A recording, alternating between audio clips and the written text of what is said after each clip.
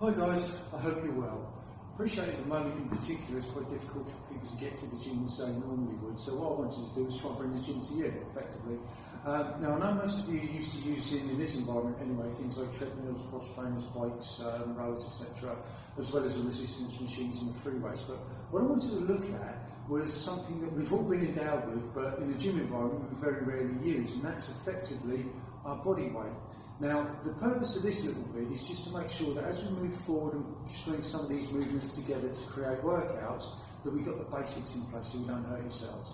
So what I want to look at to begin with is one of the stalwarts of all these kind of things, which is basically the squat. So we're going to start with the feet about hip width apart. We're going to try and pull the abs in, keep the chest and shoulders high, and then we're going to bring the hands around to counterbalance as we press backwards through the butt. And again, so hips are first to move as they travel back, and then back up. If I show you this one sideways, you get a better idea of what we're talking about. So abs are tight, shoulders are back, chest is high. First part of the body to move are the hips, and then the hands come around to counterbalance. So if you look at the knees, everything's happening behind the knees. Okay?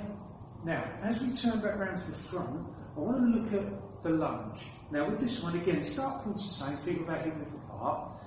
As we step back, we're trying to maintain that width so that we don't lose balance. And then the first part of the body to move in this instance is going to be the rear knee.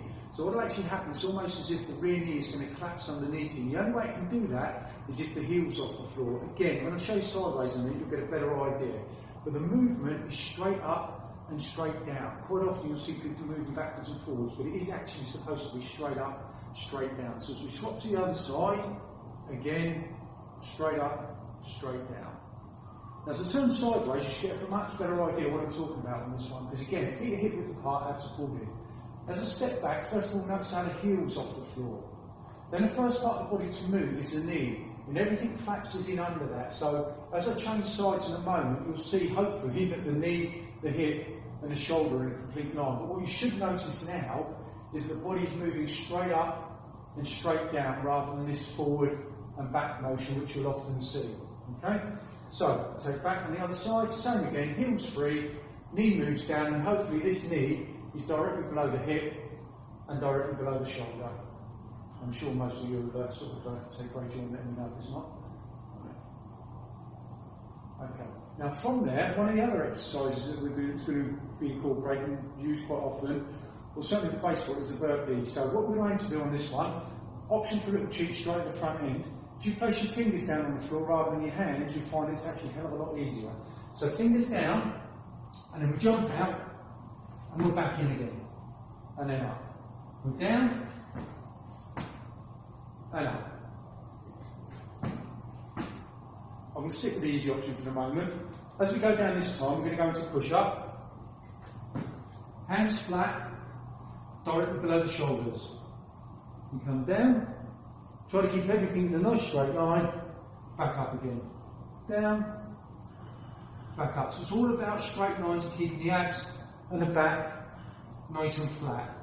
As we come over to the other side, a couple of the basic exercises that will be incorporated are working through your core and your abs. So what we're looking for here is first of all to make sure that we get into the habit of either tilting this pelvis back each time or keeping it permanently engaged so the lower back is fully supported.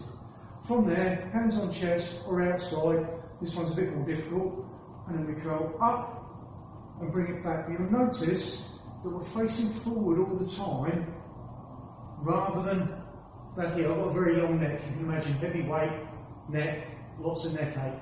So bring it forward so you're facing that way, we get a little curl. We're also going to incorporate crunch movements. So knees should be directly above the hips, ankles in line with the knees, and we get that curling action.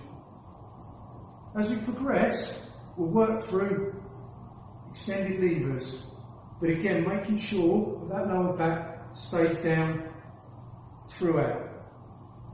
Very occasionally we'll go to double levers, but it's important again that this stays down nice and tight. Now just to finish off, is my personal favourite, which is a plank. I'll come to the front on this one so you can see this. Many people, when they plank, put the hands in this position.